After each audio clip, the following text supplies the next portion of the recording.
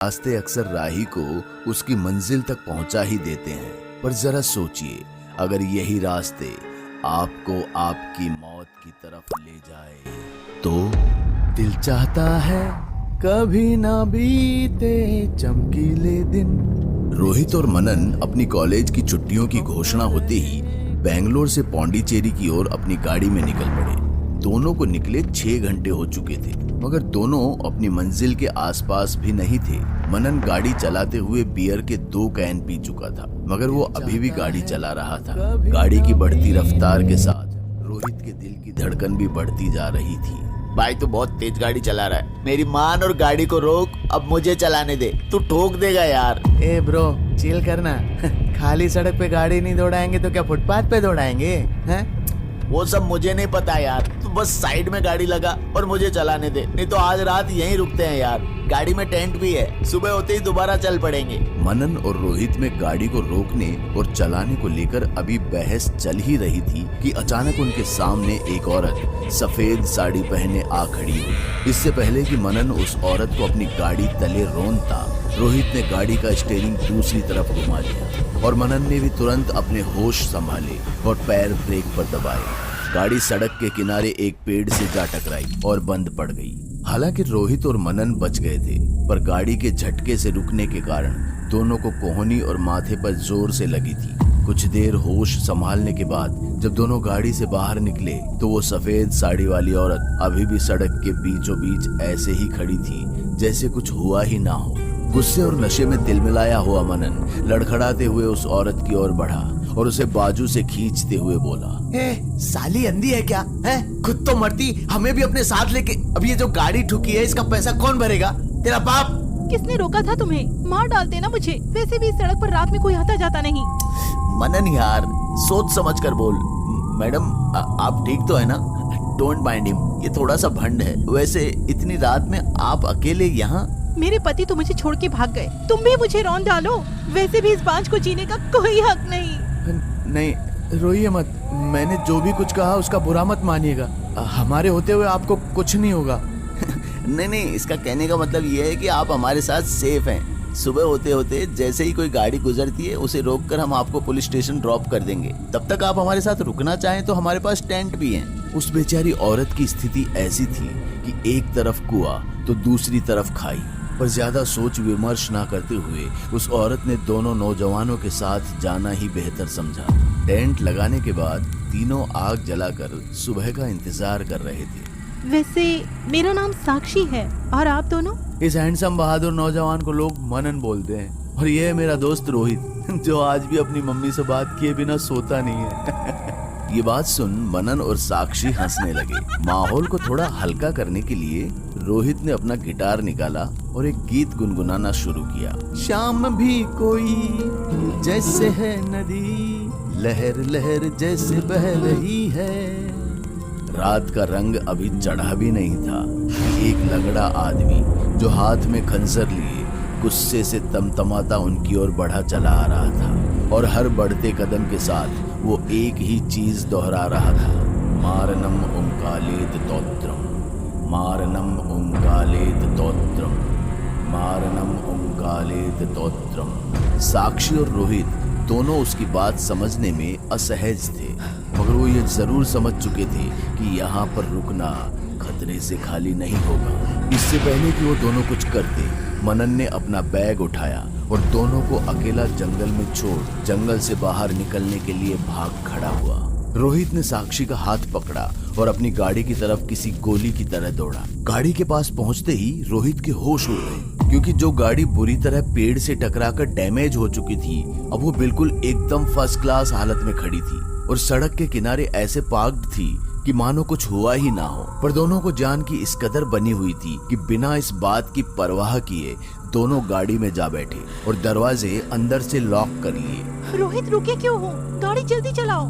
नहीं, मनन के बिना मैं कहीं नहीं जाने वाला। वो नहीं आने वाला, और भूल गए वो हमें कैसे छोड़ के भाग गया था। तुम यहीं रुको, मैं अभी उसे लेकर आता हूँ, और दरवाजा मत खोलना। मगर इससे पहले कि रोहित दरवाजा खोल बाहर निकल पाता, वो लंगड़ा आदमी ठीक उसकी गाड़ी के सामने था और अपने खंजर से गाड़ी के शीशे पर वार करने लगा। रोहित ने आओ देखा न ताओ चाबी घुमाई और एक्सीलेटर पर ऐसे पांव रखा कि कब वो बुढ़ा धुएं में पीछे छूट गया पता ही नहीं चला।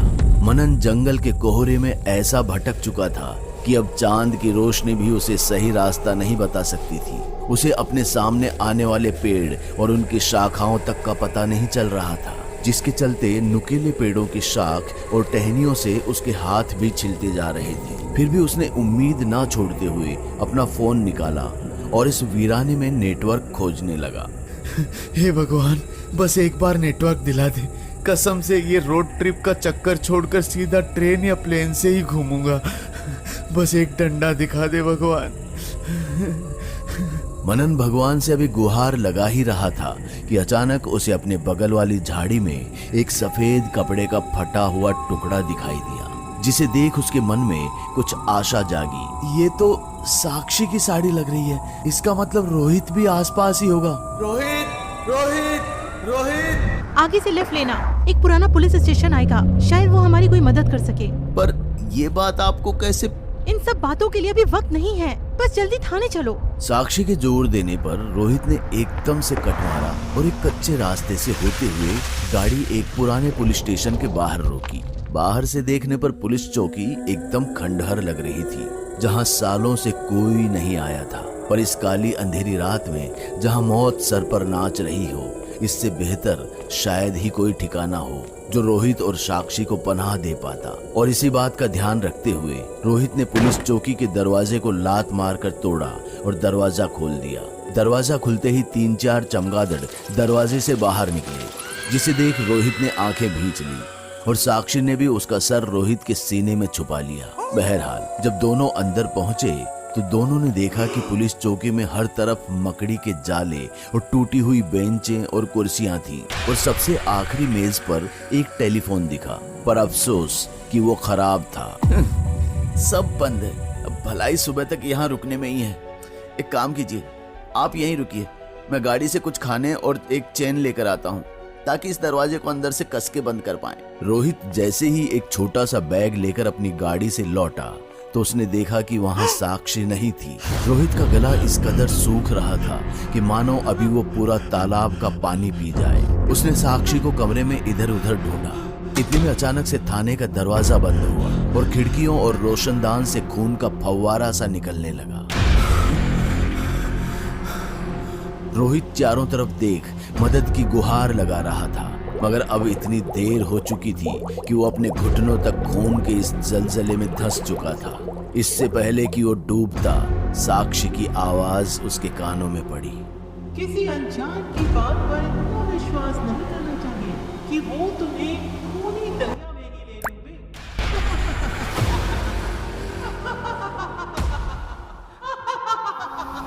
मनन जो पिछले 1 घंटे से चलता जा रहा था, उसने राहत की सांस ली जब आखिरकार उसे एक सड़क दिखाई दी। वो खुशी से कूद पड़ा और जैसे ही झाड़ियों को पार करते हुए वो कच्ची सड़क पर पहुंचा, अचानक उसकी नजर साक्षी पर पड़ी, जिसकी पीठ पर खरोंचे जाने के निशान थे और कपड़े ऐसी फटी हालत में थे मानो किसी हैवान ने अपनी जिस्मानी भूख मिटाने के लिए उसे नोचा हो। साक्षी, तुम ठीक तो हो? साक्षी, प्लीज उठो। साक्षी, साक्षी, साक्षी, अगर ये मजाक है तो बहुत भद्दा मजाक है। साक्षी, प्लीज उठो। साक्षी। ये सुन साक्षी एकदम से भयानक हंसी हंसने लगी और खड़े होते होते उसके करीब आकर किसी सामान्य स्त्री से एक डरावनी चुड़ैल में तब्दील हो गई।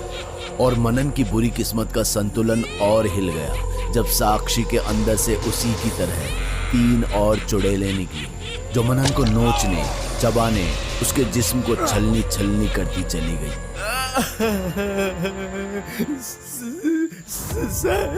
साक्षी,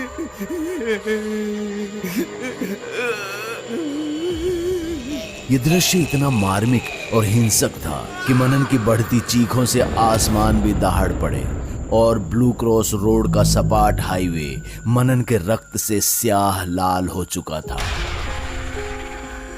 शुक्र है तुम्हें होश तो आया। मेरा नाम इंस्पेक्टर रागिनी खन्ना है। सीसीटीवी में तुम्हारी गाड़ी को ब्लू क्रॉस रोड का सेफ्टी मार्क पार करते देखा तो अंदाजा हो गया था कि शायद तुम्हारी जान खतरे में है। मैं अभी भी जिंदा हूँ। वो साक्षी, उसने इस जगह को खून से भर दिया था। मैं डूब गया था। ये सब क्या हो रहा है? मुझे कुछ समझ में नहीं आ रहा। तुम्हारा सामना जिस औरत से हुआ था वो साक्षी मलिक थी और उसे मरे 7 साल हो चुके हैं। इसी हाईवे पर रोड ट्रिप पर अपने हनीमून के लिए निकले थे, पर वो बेचारी कहाँ जानती थी कि वो सुहागन नहीं अभागन है।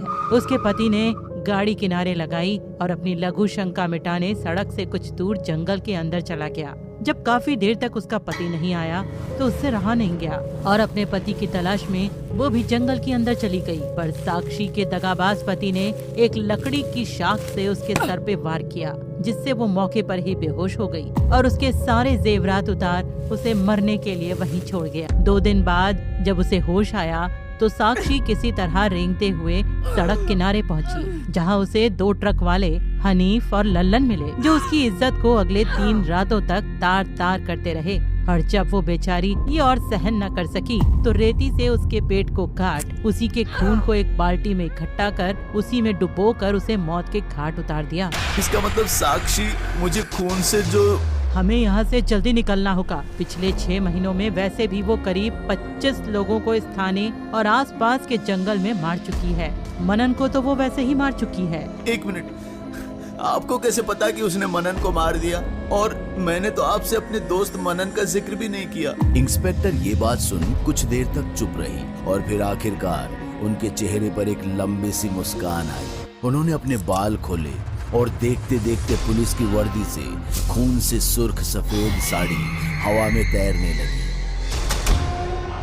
अगले दिन जब पुलिस आई तो उन्हें 2 नौजवानों की लाशों के सिवा और मिल भी क्या सकता था। बहरहाल इंस्पेक्टर रागिनी, जो इस इलाके की एसएचओ थी, लाशों के शिनाख्त और जरूरी पेपर वर्क के बाद दोनों लाशों को एम्बुलेंस में डाल अस्पताल ले गई, इस बात से बेखबर कि लाशें वो भले ही लिए जा रही हैं, मगर रोहन और मनन की रूह हमेशा हमेशा के लिए ब्लू क्रॉस रोड की हो चुकी है।